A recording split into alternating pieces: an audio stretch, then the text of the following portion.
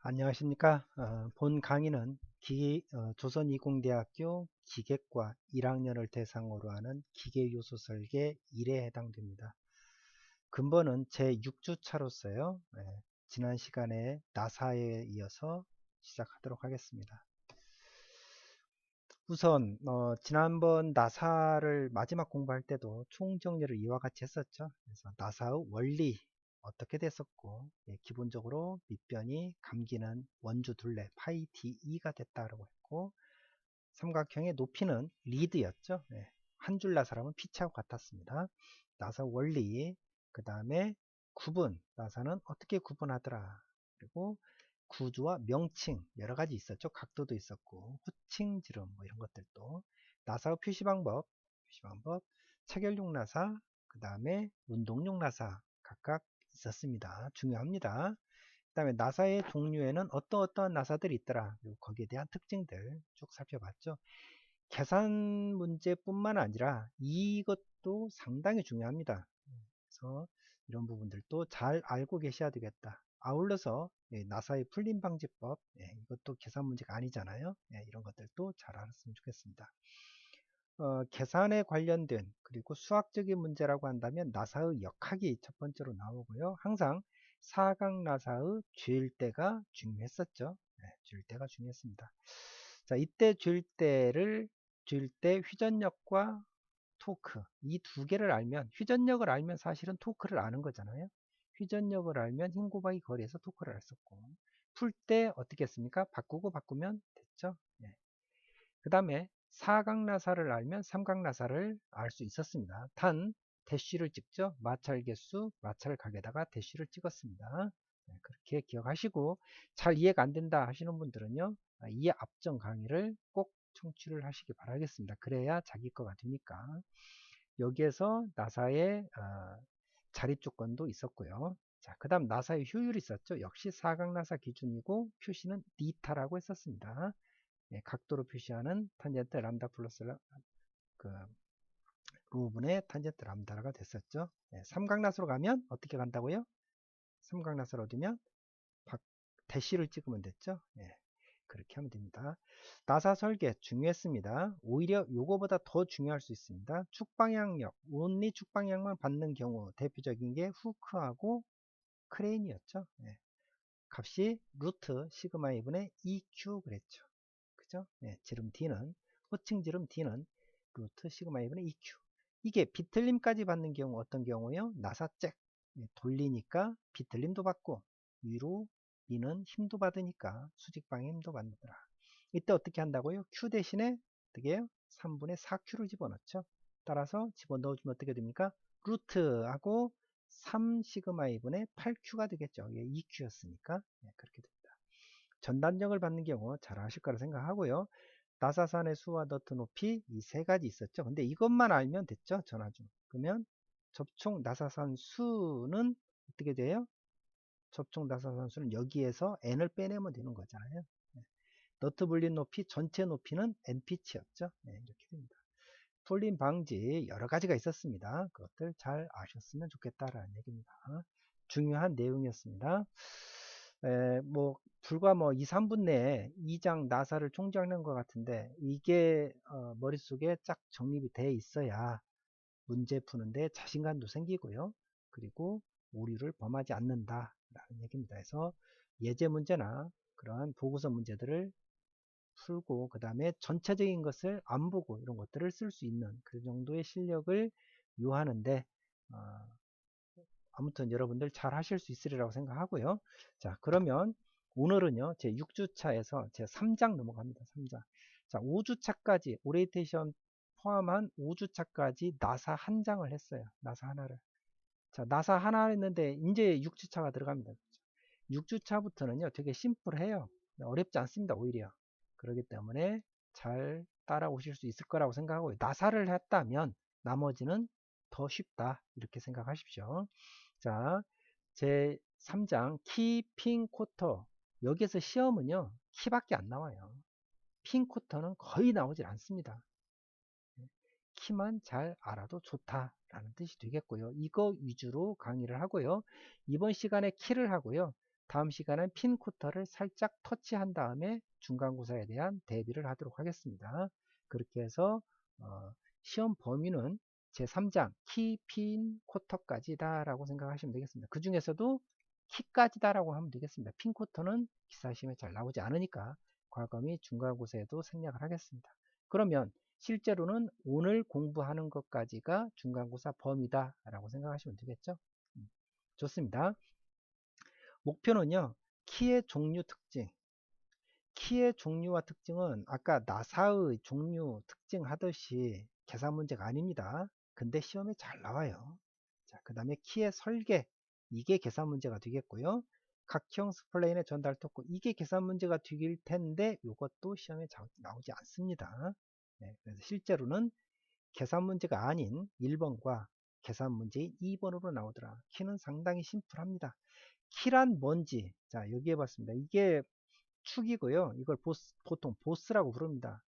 축과 보스의 키가 꼽히는데요. 키가 꼽히는데, 축과 보스에 그냥 꼽혀서, 축은 회전하잖아요. 모터에 의해서 주로.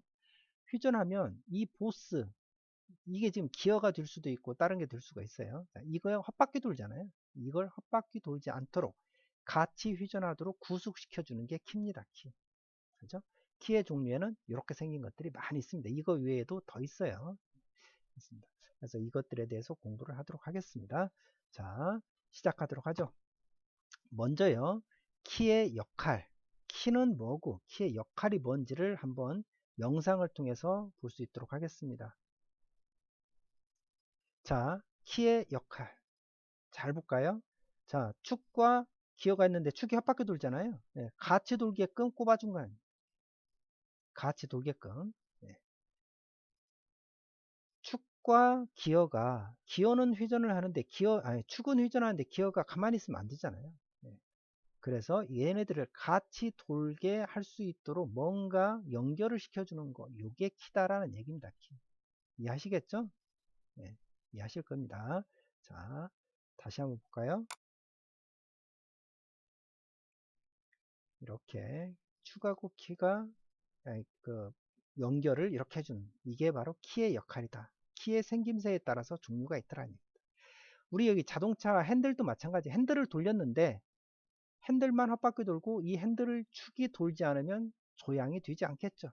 네, 이럴 때 이렇게 키를 쓴다라는 얘기입니다. 키는 우리 그 기계에 엄청나게 많이 쓰는 그러한 곳이고, 여러분들이 이제 나중에 캐드를 또는 뭐 이미 하셨을 수도 있습니다.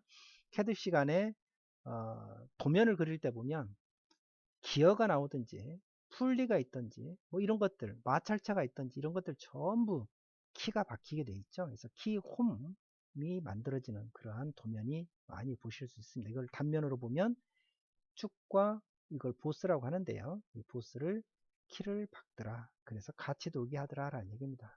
그게 키의 역할입니다. 자, 그러면 본격적으로 키에 대해서 시작하겠습니다. 키는요, 우리 열쇠하는 키하고 똑같아요.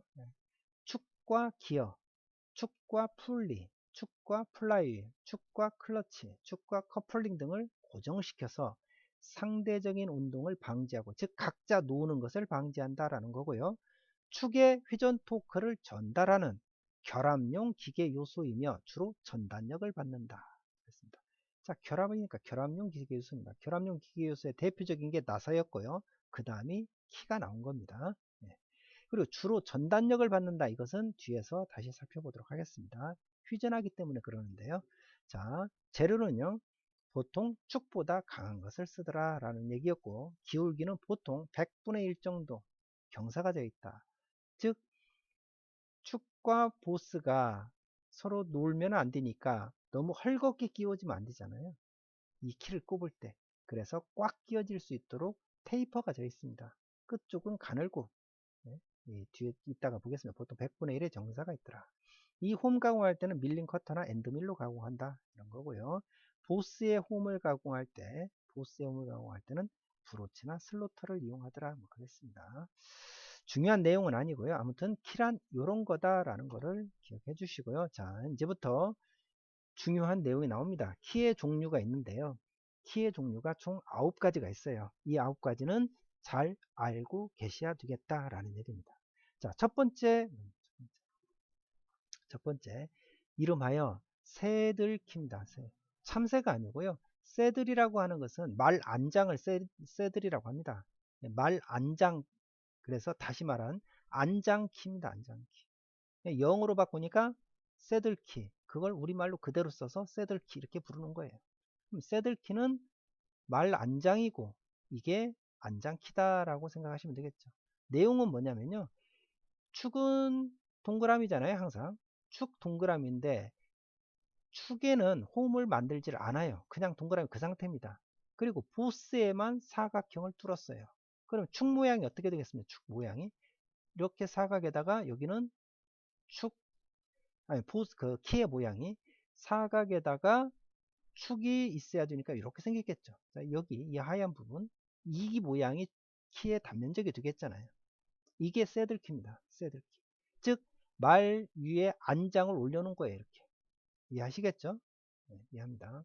자, 그러면 새들키란 축에는 키홈을 파지 않고 보스에만 100분의 1의 기울기로 홈을 파고 이 홈에 키를 때려 박은 것이다 라는 거예요. 이해하시겠죠? 키 홈을 팔 필요가 없으니까 심플하죠. 여기다 키에다는 아니 축에다는 키 홈을 파지 않으니까 심플한데 이게 헛바퀴 돌 수가 있을 거 아닙니까? 강한 힘이 돌면 미끄럼이 발생될 수 있다. 그러면 큰 힘을 전달할 수가 있을까요? 큰 힘을 전달할 수 없다.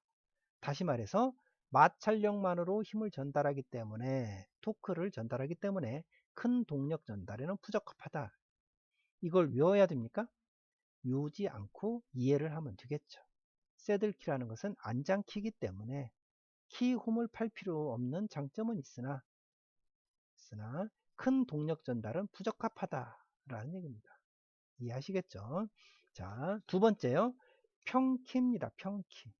아, 이것을 했더니 큰 동력 전달에는 부족해. 그러면 좀 더 큰 동력을 전달하고자 해. 그런데 가급적이면 가공도 조금만 하고 심플하게 했으면 좋겠어. 그래서 어떻게 합니까? 축을 그냥 평평하게 깎아요. 이렇게 납작하게. 그러면 축 모양, 아니, 키의 모양은 사각형이 될 테고, 그죠? 사각형이 될 테고, 축은 한쪽 면만 살짝 날렸어요. 홈을 파지는 않았죠. 이렇게 깊게. 예, 면만 날렸습니다. 요거를 갖다가 평평하게 했다. 그래서 평키. 영어로는 플랫이죠. 플랫. 플랫키.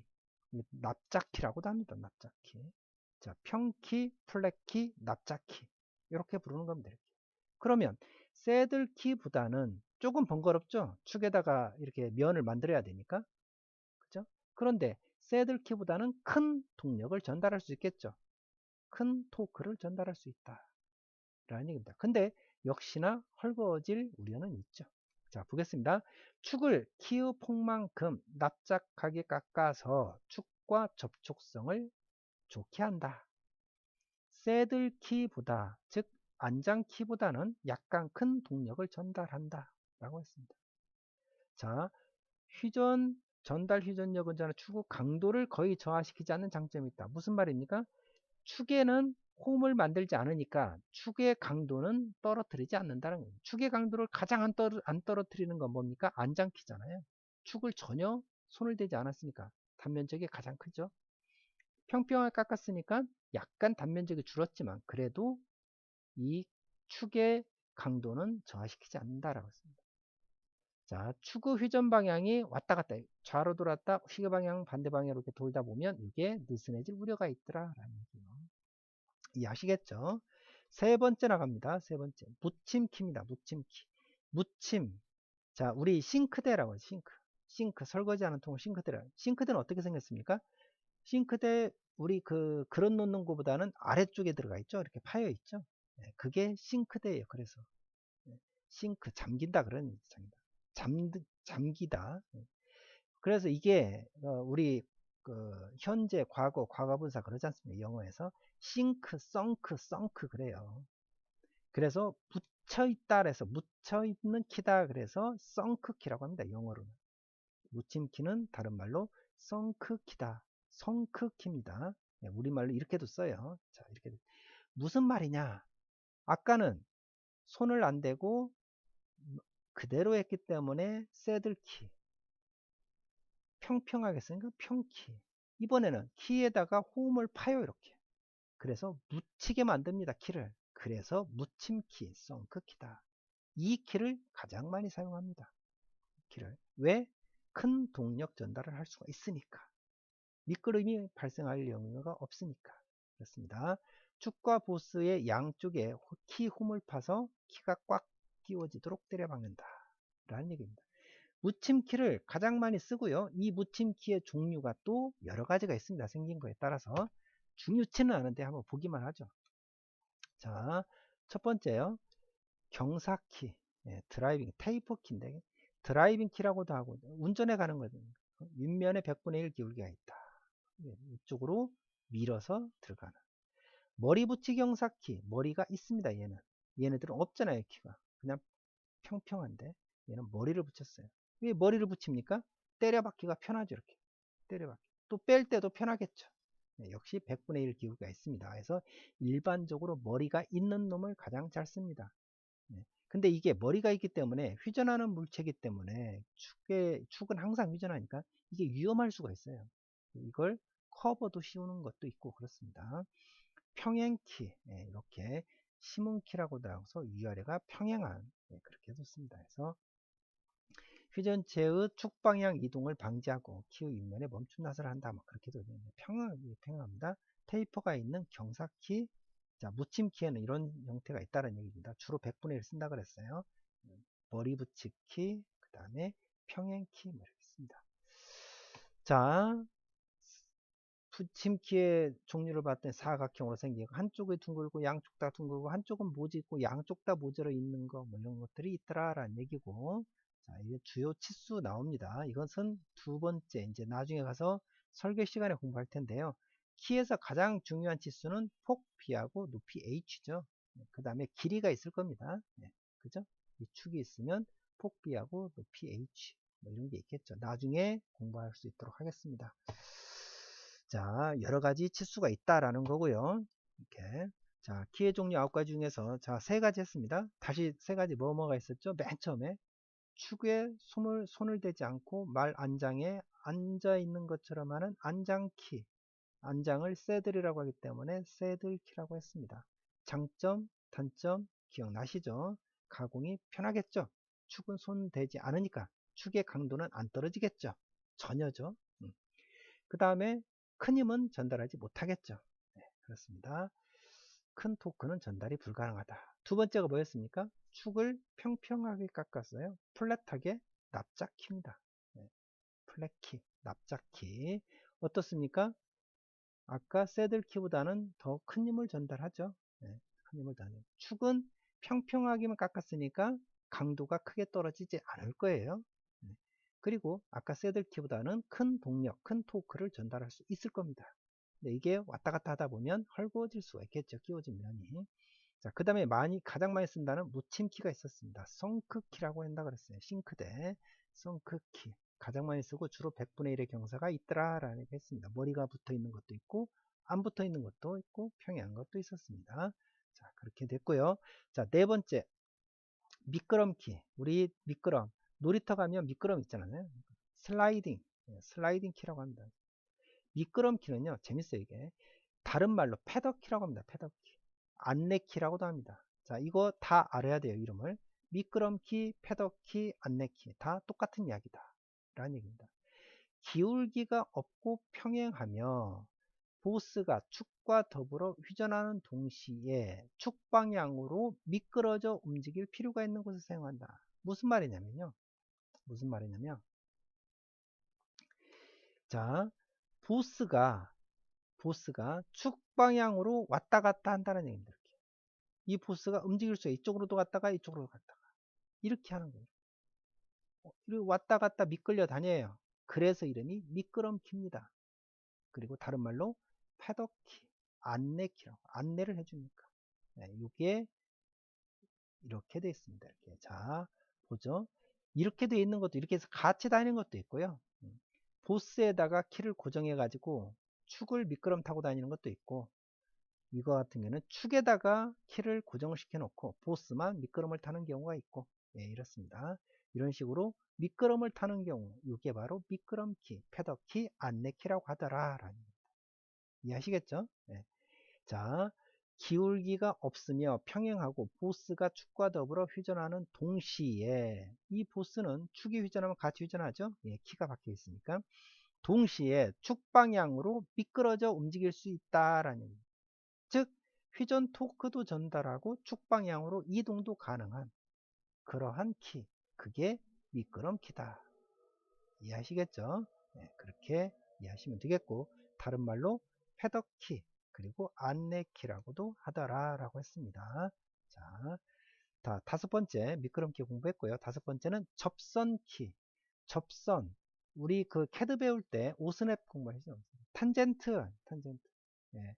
원과 선이 접하는 어디, 접점을 찾을 때 그때가 탄젠트잖아요. 그래서 이름이 접선키입니다. 접선키. 탄젠셜 키 또는 탄젠트 키라고 해도 좋겠고, 자, 아무튼 이게 접선키입니다. 접선키라는 건 뭐냐면요, 자, 축과 보스에는 접선키를 받아들일 수 있는 서로 평탄한 면이 있는데, 그 속에는 이러한 100분의 1이나 60분의 1 정도의 기울기를 가진 두 개의 키를 합쳐 때려 박는다. 자, 키가요, 두 개로 나눠져 있습니다. 이렇게 사각이 있는데, 이 사각이 각도 100분의 1이나 60분의 1의 경사를 가진 두 개의 키로 나눠서 때려 박아요. 이렇게. 이해하시겠죠? 네, 나눠서 때려. 또 이게 120도 각도로 두 개 위치합니다. 이쪽으로도 이렇게 나눠진 놈을 때려박고, 이쪽도 나눠진 걸 때려박고, 이렇게. 그러면 어떠한 영향이 있냐면, 어느 쪽으로든 잘 쉽게 빠지지도 않고요, 큰 힘을, 회전 방향에 따라서도 크게 문제가 아니고요, 그 다음에 큰 힘을, 접선 방향으로 큰 힘을 작용하는 경우에 사용할 수 있다라는 겁니다. 이해하실까요? 네. 요게 바로 접선키입니다. 접선 방향의 큰 힘. 하중의 변화가 빈번한 곳, 또 큰 동력을 전달하는데 적합하다. 이게 접선키입니다. 접선키. 자, 두 개의 키를 때려 박는다. 잘 기억하시고요. 그 다음에 하중의 변화가 많은 곳, 그리고 큰 동력을 전달하는데 적합한 키는 탄젠셜 키, 접선키가 된다 라는 얘기입니다. 이해하시겠죠? 미끄럼키, 접선키. 세 번째, 반달키 나옵니다. 반달키를 우드러프 키라고 해요. 반달키는요, 키 모양이 반달처럼 생겼어요. 이렇게 반달처럼 생겨가지고 이 키를 축에다가 때려 박습니다. 이렇게. 예. 그러니까 반달키는 이러한 일반적인 묻힘키나 이런 키들보다도 훨씬 축을 많이 파요. 많이. 반달 모양 파내야 되니까. 그러면 축에 홈을 깊게 파기니까 축은 약해지잖아요. 축은 강도가 약해지는 단점이 생기겠죠. 그죠? 그 다음에 반달키는 이렇게 둥글어요. 때려 박으면 둥근 모양이 있기 때문에 자동으로 중심이 맞아집니다. 이게. 예? 보스와 축의 중심이 자동으로 맞아져요. 둥근 걸 강제로 때려 박으니까 축이나 보스가 서로 그 자리가 꽉 맞아지죠. 예. 자동으로 위치가 조정이 된다라는. 그리고요, 자동차나 공작기계 등에 널리 사용된다 라는 얘기. 또 하나, 큰 강도를 요구하지 않는 60mm 이하의 축, 특히 테이퍼 축에 많이 사용한다. 여기도 테이퍼 축이 나오죠. 테이퍼 축이라는 게 테이퍼잖아요. 직경이 이쪽과 이쪽이 다른 경우, 이게 테이퍼인데요. 테이퍼 축에 사용하면 편리하더라. 자, 반달키도, 우드러프 키도 시험에 잘 나옵니다. 중요한 내용은요, 자, 반달키는 반달 모양으로 하고 있기 때문에 축에는 홈을 크게 파야 되니까 축은 약해질 수 있다. 그런데 축과 보스가 자동으로 위치가 조정되는 장점이 있죠. 때려 박을 때. 그죠? 자동차 공작기기에 널리 사용한다. 기억하셔야 되겠고, 또 하나, 큰 강도를 요구하지 않는 60mm 이하의 축, 또 특히 테이퍼 축에 많이 쓰더라. 이걸 다 기억을 하셔야 되겠습니다. 근데 반달키의 모양이나 이런 것들을 보면 대충, 자, 왜 자동차 공작기에 널리 사용되겠습니까? 자동으로 위치가 조정이 되니까. 큰 힘이 걸리지 않으니까 축에 그래서 60mm 이하 축에 쓰는 거죠. 그렇게 쓰더라 라는 얘기예요. 이게 반달키입니다. 자, 지금까지 했던 거 다시 정리해 볼까요? 맨 첫 번째 뭡니까? 새들키, 안장키. 두 번째 평키, 플랫키. 세 번째 뭐였습니까? 가장 많이 쓰는 묻힘키. 네 번째 미끄럼키, 슬라이딩키 왔다 갔다 한다 그랬습니다. 축 방향으로 보스가 왔다 갔다 한다. 그 다음에 다섯 번째 접선키, 탄젠셜 키. 접선키 나눠진 것을 120도 각도로 때려박는다. 하중의 변화가 큰 곳 이런 데 쓴다 그랬어요. 반달키, 우드러프키. 축이 약해지기 쉬우나 보스와 축의 중심이 위치가 조정이 되겠고, 그 다음에 자동차 공작 기계에 널리 쓰이고 60mm와 작은 축, 특히 테이퍼 축에 많이 쓰더라 라고 했습니다. 이렇게 기억하시고요. 아까 이제 동일한 이런 미끄럼키, 슬라이딩키, 패덕키, 안내키 다 같은 말이죠. 네, 그렇게 기억하시면 되겠습니다. 키의 종류가 총 9가지가 있었는데 6가지 공부했습니다. 나머지 3가지 하겠습니다. 나머지 3가지 더 쉬운데요. 7번째가 둥근 키, 라운드 키입니다. 말 그대로 축의 키의 모양이 핀처럼 생겼어요. 둥그럽니다. 그러니까 축도 이렇게 홈을 파야 되겠죠. 둥글게 꼽혀야 되니까 이쪽은 보스에 파서 핀처럼 꼽아놓는 핀키 또는 둥근 키입니다. 둥근 키라고 합니다. 자, 이렇게 하는 게, 자, 핀키라고도 하는 거고요. 단면이 원형이겠고 테이퍼 핀 또는 평형 핀을 사용한다. 작은 지름과 가벼운 와중에서 사용한다. 네, 이렇게. 자, 큰 토크 전단을 부적당하겠죠. 이렇게 팠으니까. 자, 이게 휘전할 때. 자, 둥근 키, 라운드 키가 있었고요. 그 다음에 8번째가 스플라인이 있습니다. 스플라인. 스플라인은요, 우리 자동차 뒤에서 따로 공부하는데요. 자동차에 보면 바퀴라 이렇게 생겼습니다. 이렇게. 그럼 여기에 축이 꼽힐 때 축 모양은 이렇게 생긴 거죠. 단면이. 그래서 이렇게 꼽혀 있는 게 돌면 자동차 바퀴가 돈다는 거예요. 이렇게. 휠이. 그러면 이거 다른 거 없고 이거 하나만 있다고 생각하면 이게 키라는 얘기입니다. 키. 그죠? 네. 근데 이게 여러 개가 있습니다. 다수 개가. 이런 것들을 갖다가 스플라인이라고 합니다. 스플라인. 네. 보스와 축구 둘레에 많은 키를 가공한 것과 같다라고 했습니다. 그러면 키가 많기 때문에 그만큼 큰 동력을 전달할 수 있겠죠. 그렇습니다. 그렇게 말을 하고요. 보통 이빨의 숫자, 이 키의 숫자는 4개에서 수십 개 짝수로 한다. 이게 각형 스플라인 있고 인벌루트 스플라인 있고 막 그러는데요. 이건 뭐 나중에 각형은 그냥 사각형 모양이고 인벌루트는 이렇게 생겼습니다. 나중에 기어 공부할 때 다시 인벌루트를 공부하는데요. 이렇게 생긴 모양의 스플라인을 인벌루트 스플라인이라고 합니다. 뭐 모르셔도 관계는 없습니다. 자, 9번째 세레이션 나옵니다. 세레이션. 세레이션은요 키하고 비슷한데요. 키의 숫자보다 아니 키란다 스플라인하고 비슷한데요. 스플라인은 2의 숫자가 뭐 그렇게 많지 않습니다. 수십 개, 많아야 수십 개인데요. 세레이션은 수백 개가 될 수 있습니다. 톱니 모양으로 돼 있어요. 키가 그냥 계속적으로. 요게 바로 세레이션입니다. 세레이션. 요거 자동차에도 많이 쓰는데요. 변속 쪽에서도. 둥근 축 또는 원뿔축과 보스 둘레 삼각형의 일을 많이 깎아 만든 것이다. 같은 축의 같은 스플라인 축보다도 큰 휘전력을 전달합니다. 무수히 키가 많기 때문에 이거보다도 더 큰 휘전력을 전달할 수 있다. 그래서 자동차의 자동 변속기 쪽이에요. 이런 것들도 쓰인다라는 뜻입니다. 자, 이렇게 해서 키의 종류 9가지를 공부했습니다. 9가지를 다시 한번 정리해 보도록 하겠습니다. 우리가 나온 순서대로 한다면 맨 처음 새들키, 안장키 공부했었죠. 축은 깎지 않으니까 보스에만 홈을 낸다라니. 그러니까 큰 동력을 전달을 못하는 거죠. 이걸 좀 개선시킨 게 평평하게 깎은 평키, 플랫키라고 했습니다. 플랫키. 그죠? 축의 자리만 평평하게 깎더라.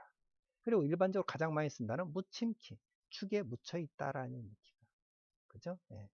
보통 100분의 1짜리 테이퍼를 많이 쓰더라. 머리가 있는 것도 있고 없는 것도 있고 뭐 그런 것들 공부했었고요.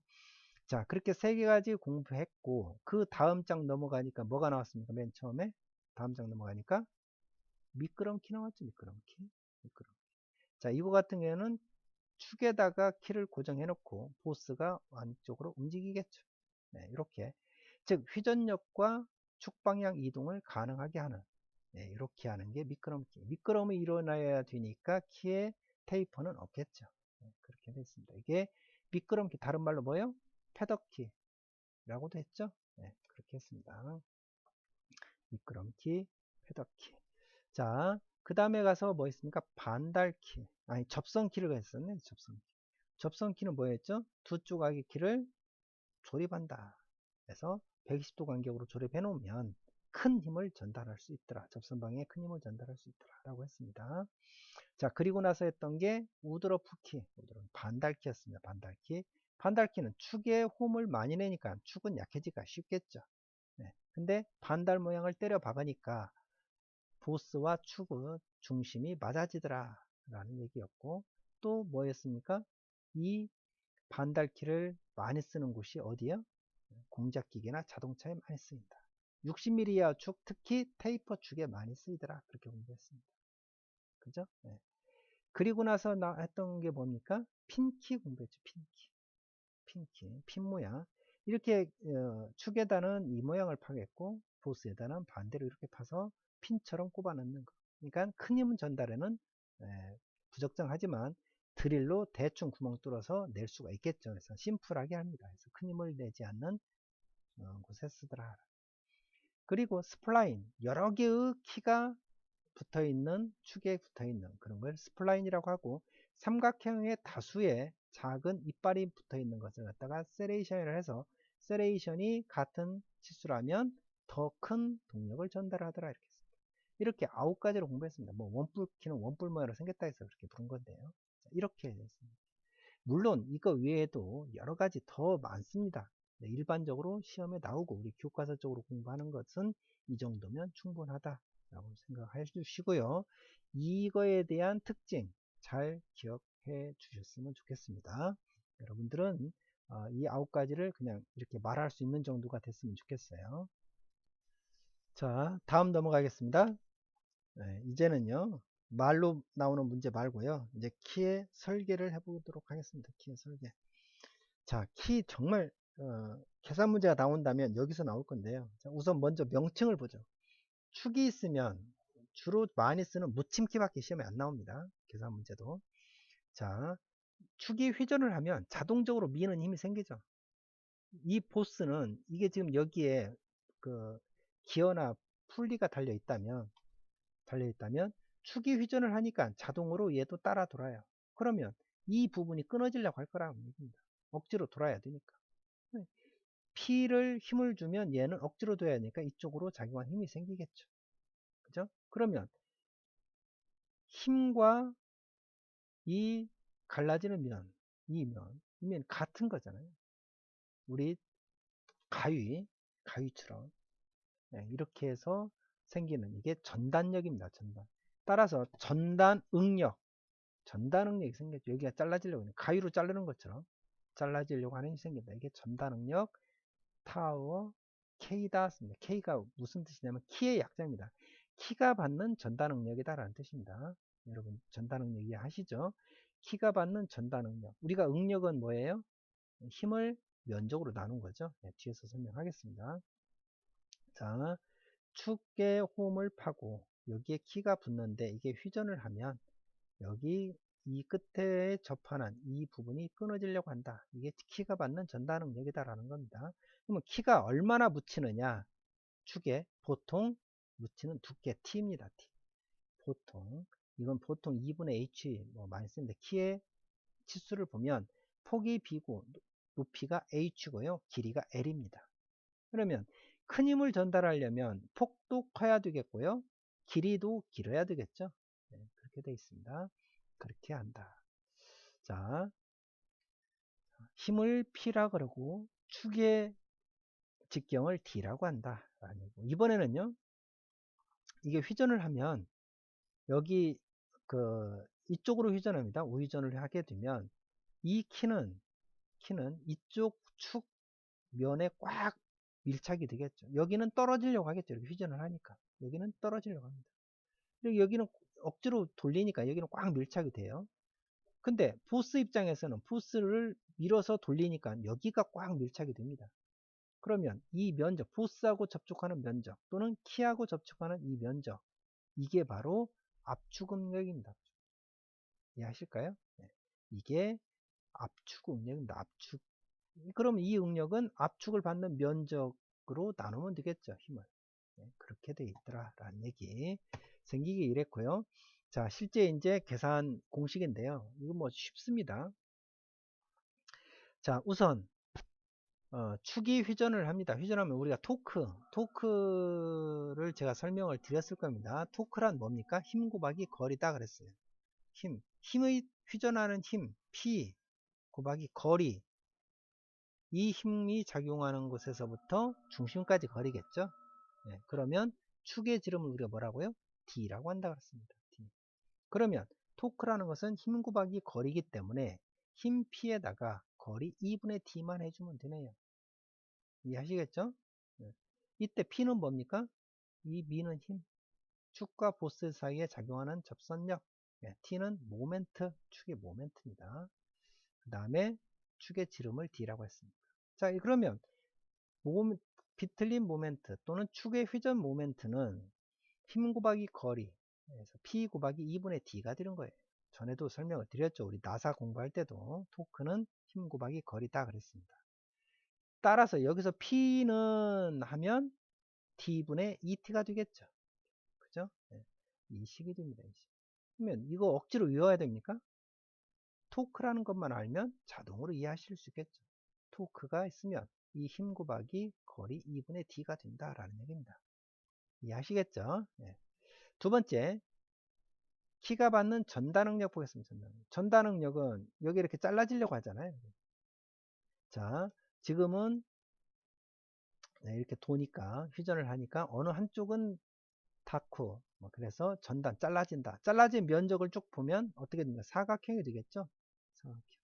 그러면 잘라진 면적은 폭 B에다가 길이 L이겠죠? 그죠? 네. 잘라진 면적이요. BL이 될 겁니다. 이해하시겠죠? BL이 되겠죠? 자, 아까 보면 잘라진 면적, 이거 딱 잘라진 면적은 이거하고 같을 거 아닙니까? 이거. 맨 바닥면하고 폭 B에다가 길이 L이 되겠죠. 그죠? 예, 잘라진 면적은 폭 B에다가 길 L이 됩니다. 그러면 A는 BL이 된다는 얘기입니다. 그래서 전단응력은 받는 힘을 단면적으로 나눴는데 P는 아까 D분의 ET였고 A는 BL이었습니다. 따라서 BDL분의 ET 분자분모에 D를 곱하면 DD 없어지고 여기가 붙어서 BDL이 되겠죠. ET. 이거 외워야 됩니까? 아니죠. 이거 그림 그리면 되겠죠. 이해하시면 됩니다. 이해하시면 타워의 전단응력. 그 다음에 키가 받는 압축응력 보겠습니다. 컴프레시브 스트레스에서 시그마 C인데요. 자, 키가 압축을 받아요. 여기요. 꽉 붙어서. 그러면 이거의 면적은 얼마가 돼요? 높이 T, 깊이 T죠? T 곱하기 L이 되겠죠? 자, 아까 T 곱하기 L 하면 여기 닿는 키가 받는 이거 면적입니다. 면적. 이게 바로 압축이 되는다는 얘기예요. 압축. 그러면 T 곱하기 L 이렇게 하면 단면적이 되겠죠. 이해하시겠어요? T 곱하기 L이다. 압축에 의해서 즉 압축응력은 힘을 면적으로 나눈 거고 P라는 건 P 있고 그 다음에 A는 TL이었습니다. T를 보통 얼마로 한다고요? 키의 높이 H의 절반으로 한다 그랬어요. 2분의 HL이 되는 거고. 그죠? 따라서 분자보면 2를 곱하면 HL분의 2P가 되는 거고. P는 뭡니까? 아까 D분의 ET. 이렇게 나옵니다. 이거 외우냐? 안 외운다는 얘기예요. 그림만 우리가 이해하고 있으면 기본적으로 응력이라는 것은 하중을 면적으로 나눈 거기 때문에 하중 P를 이 잘라진 면적, 전단응력이니까 전단응력 P 곱하기 L로 나누면 된다. 압축은 TL이다. 면적이. 그래서 압축 응력을 한 하중 P를 면적으로 나눈 건데 면적은 TL이더라. T는 2분의 높이 H가 되는 거고요. 그죠? 네. P 대신에 이렇게 됩니다. 토크라는 것은 힘 곱하기 거리다. 그러면 실제 키는 공식을 외울 필요가 사실은 전혀 없다. 어떻게 하면 돼요? 이 세 개의 그림만 그릴 수 있으면 다 이해를 한다라는 얘기입니다. 그래서 키 문제가 나오면 공식 쓰기 전에 이거 그림 그리는 거예요. 이렇게 하니까 T는 힘 P 곱하기 2분의 T. 따라서 P는 D분의 2T가 되겠죠. 여기 타워 A는 힘 P를 면적 A로 나눈 거니까 A라는 것은 BL이겠구나. 압축응력 TL이겠구나, 면적이. 이러면 다 되는 거잖아요. 이렇게 이해를 하시면 되겠다라는 얘기입니다. 꼭 이렇게 기억을 해 주셔야 문제를 푸실 수가 있습니다. 그래서 그림 3개를 그린다 라는 얘기고요. 그림도 한 번씩 꼭 그려 봐야 됩니다. 그래서 자, 넘어가죠. 키의 설계에서 키의 높이 h를 그러면 어떻게 할 거냐. t, 2t가 되겠죠. h를 어떻게 할 거냐. 키가 받는 전달능력, 힘을 면적으로 나누고 전달능력 A는 BL이었습니다. 따라서 힘 P는 타워 K에다가 BL이 되겠죠. 압축응력 역시 이렇게 되죠. 아까 했었습니다. 이때 하중 P는 이렇게 됩니다. 따라서 이 두 개의 P는 같아야 한다라는 얘기예요. 갖다 놓고 풀면 H는 이렇게 구하더라라는 얘기입니다. 그럼 이것도 새로 외워야 될 공식이냐? 외우지 말자 라는 겁니다. 키의 폭은 어떻게 설계하느냐? 일반적으로요, 키의 폭은요, 지름의 4분의 D로 합니다. 지름의 4분의 1배, 축지름의 4분의 1배로 하더라 라는 얘기.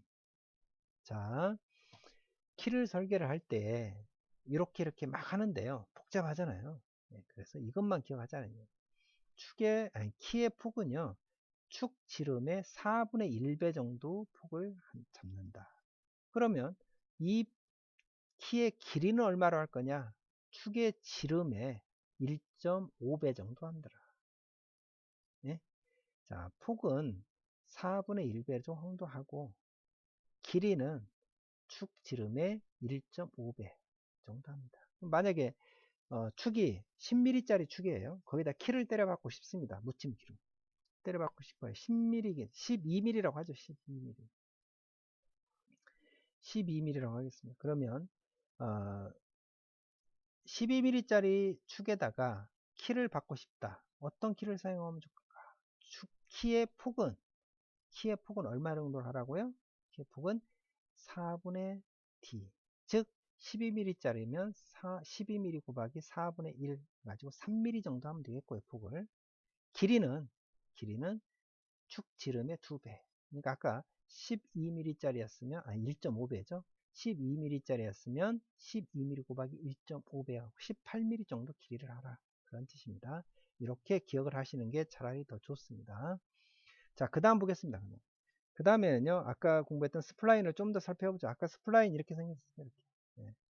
이게 여러 개의 키가 박혀 있는 것처럼 하니까 큰 힘을 냅니다. 그래서 자동차 바퀴 쪽 휠 동력 전달할 때도 스플라인을 씁니다. 그리고 중심이 잘 맞아져요. 이게 어느 하나가 삐딱하면 끼워지지 않습니다. 이게 스플라인이에요. 큰 토크를 전달하자고 할 때 원주 방향을 따라 같은 간격으로 여러 개의 치형을 막 가공한 거다. 그죠? 네. 회전 토크를 전달하는 동시에 축 방향으로 이동할 수 있다.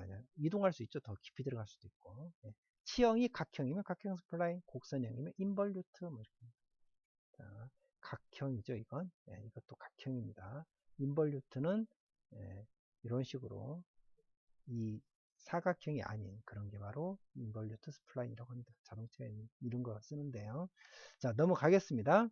스플라인도 잘 알아두셔야 되겠고요. 도면도 잘 알아두셔야 됩니다. 스플라인을 나타내는 도면도. 자, 넘어가도록 하겠습니다. 세레이션. 아까 스플라인보다도 더 큰 힘을 전달한다 그랬죠. 같은 치수라면. 치형이 각형이나 곡선형이 아닌 삼각형인 스플라인이다. 삼각형. 여러 개가 있습니다. 네, 이렇게. 톱니처럼. 네, 이렇게. 이런 게 바로 세레이션이다라는 얘기죠. 회전 토크를 전달하기 확실하고 회전 토크 전달이 확실한 위치 고정을 할 수가 있고 정밀한 조향을 해서 자동차 핸들에도 적당하다. 스플라인보다 더 큰 힘을 전달한다 그랬습니다. 세레이션 기억해 주시고요. 이거 뭐 사실은 모르셔도 상관은 없어요. 이렇게 복잡하게 문제를 내지를 않으니까요. 넘어가도록 하겠습니다. 그냥 설명을 아주 간단히만 드리자면, 각형 스플라인, 아까 우리 키 하나짜리 했을 때 토크는 힘 곱하기 거리였잖아요. 힘 곱하기 거리였는데 이 스플라인일 경우는 어떻게 되느냐. 자, 우선요, 토크 역시 힘 곱하기 거리입니다. 이렇게 힘 곱하기 거리. 거리를 따져볼까요? 거리는 이 바깥 거, 안내 거에서 평균이잖아요. 평균 거리가 지름이 되겠죠. 2분의 dm, 즉 2분의 d2 플러스 2분의 d1을 합한 거, 그렇게 한 거에 그 평균이 되겠죠. 평균 지름. 자, 그렇게 돼 있고, 거리, 그 다음에 힘인데요. 힘이라는 거 뭡니까? 압력 곱하기 면적이잖아요. 그죠? 압력이나 응력은 같은 말이니까 압력 곱하기 면적입니다. 압력은 여기 면의 압력은 PA라고 이렇게 썼다면 면적만 해주면 됩니다. 면적을 봤더니 우리가 여기를 자세히 들여다 봤더니 실제 접촉하는 부분은 여기밖에 없어요. 테이퍼져 있고 간섭을 피하기 위해서 이렇게 파져 있습니다. 그래서 실제 면적을 구하는 것밖에 안 남습니다. 자, 이거 면적 한번 구해 볼까요? 면적. 자, H-EC잖아요. 왜 그래요? 전체 높이 H에서 틈새 C를 양쪽을 뺍니다.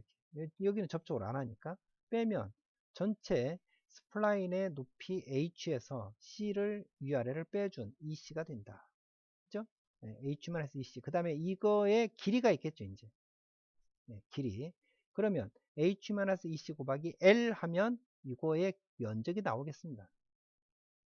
H-EC 곱하기 L 하면 면적이 돼요. 근데 이게 스플라인이 한 개가 아닌, 키가 한 개가 아닌 여러 개 있잖아요. 이 개수만큼 면적이 생기겠죠. 따라서 이빨 숫자 Z를 넣어줍니다. 이렇게. 그러면 전체 이제 면적이 돼요. 이해하시겠습니까? 그리고 나서 효율이 주어진다면 효율을 집어넣자라는 100%라는 건 없으니까 문제에서 효율이 지어주면 집어넣습니다. 그러면 결과적으로 본다면 토크는 힘 곱하기 거리, 거리는 큰 거에서 작은 거 뺀 평균이죠. 이해하시겠습니까? 따라서 4분의 D1 플러스 D2가 된다. 이게 왜 이렇게 되는지는 뭐 전에 나사 할 때도 설명을 드렸으니까 넘어가도록 하겠습니다. 평균 DM이 되는 거고요. 그 다음에 힘 곱하기 거리에서 힘이라는 것은 압력, 이게 면압력, 면에 생기는 압력 PA에다가 면적을 해주면 되는데 면적은 전체 높이 H에서 틈새 C를 양쪽 다 빼준 것만 접촉을 하는 거고 길이 L을 곱해주면 이 접촉 면적이 된다. H-EC 곱하기 L이 되겠죠. 그리고 나서 이빨 숫자 이게 몇 개가 있느냐에 따라서 Z를 곱해주고 그리고 효율을 곱해주면 되겠다라는 얘기입니다. 자, 이해하시겠죠? 이해하실 수 있다 라는 얘기입니다. 평균. 여기서부터 여기까지는, 자, 이게 이제 그걸 나타내고 있는데, 이게 평균이라고 2분의 DM이라고 한다면, 2분의 DM은 어떻게 됩니까? 2분의 D1, 2분의 D2, 바깥까지, 안에까지를 두 개를 이제 D1 플러스 D2를 둘로 나누면 되잖아요. 그리고 그거의 절반이니까. 자, 평균, 이 DM이 있잖아요, DM. 이거 DM은 뭐예요? DM. D1 마이너스 D2. 그죠? 그거의 2배, 둘로 나누면 DM이 2분의 DM이 되는 거니까 이렇게 쓸 수 있다라는 얘기입니다. 이렇게. 자, 뭐 이 문제는 계산 문제는 스플라인은 잘 나오지를 않아요. 시험 문제. 그렇지만 이렇게 기억은 하자. 그래서 시험 보기 전에는 한 번쯤 훑어보자. 이제 그런 의미입니다. 자, 키에 대해서 오늘 공부했는데 총정리를 해보겠습니다. 키의 종류, 특징 몇 가지가 있었죠? 9가지가 있었습니다. 그리고 키 설계, 전달 능력, 그림 3개를 그리라고 했습니다. 이렇게. 토크는 어떻게 되고 전달 능력은 어떻고 그 다음에 압축 응력은 어떻더라. 이걸 일부러 외울 필요는 없다. 항상 힘을 면적으로 나눈 거고 면적만 잘 구할 수 있으면 되더라. 여기는 BL이 되는 거고 여기는 T 묻힌 T 2분의 H죠. TL이 되는 거고 이렇습니다. 이것만 기억하시면 되겠다라는 얘기고요. 축과 재료가 같다면 주로 보통 키의 폭은 어떻게 한다고요? 축의 지름은 4분의 1배. 길이는 얼마로 한다고요? 길이는 1.5배, 축의 지름의 1.5배로 하더라 라고 기억하자. 이렇게 하는 게 바로 키를 총정리한 겁니다. 계산 문제도 중요하고요. 종류 특징 잘 아셔야 될 것 같습니다. 자, 6주차 보고서 내드리도록 하겠습니다. 6주차 역시 마찬가지고요. 18일까지 얼마 남지 않았습니다만 그렇게 기일을 지켜주시기 바라겠습니다.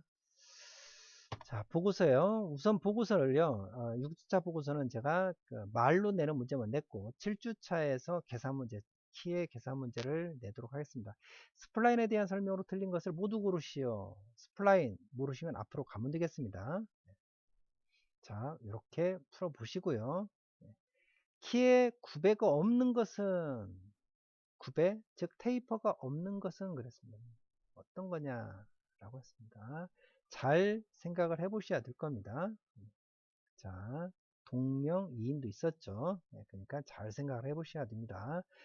그 다음에 둥근 축 또는 원뿔축과 보스 둘레 같은 간격으로 가공된 나사산 모양을 갖는 작은 삼각형의 스플라인을 뭐라고요? 특별히 뭐라고 불렀었죠? 이렇게 해서 3개의 문제를 풀 수 있도록 하겠습니다. 여기까지 해서 6주차를 마치고요. 7주차는 내일 정도에 다시 올릴 건데요. 7주차는 나머지 핀이나 쿼터에 대해서 간단히 살펴보고요. 그 다음에 키에 대한 문제 풀어보고 그 다음에 중간고사 시험 문제에 대해서 정리해 보도록 하겠습니다. 자, 오늘은 6주차 수업은 여기까지 해서 마치도록 하겠습니다. 수고하셨습니다.